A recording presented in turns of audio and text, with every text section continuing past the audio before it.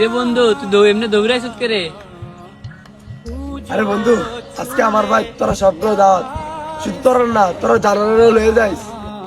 উফ, অনেকদিন পরে বন্ধু একটা সেরা একটা চান্স দিছে রে।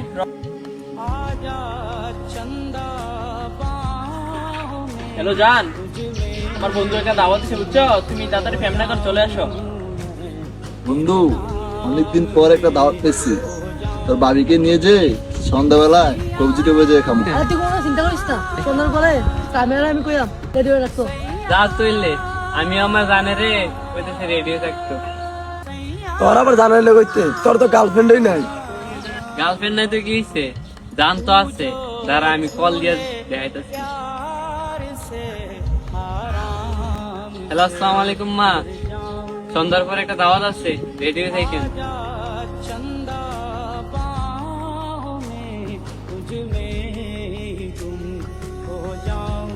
কি তোরা এমনি থইলি লিগে লিগিয়া আমরা না কি করতেছিলাম? রাব্বি ক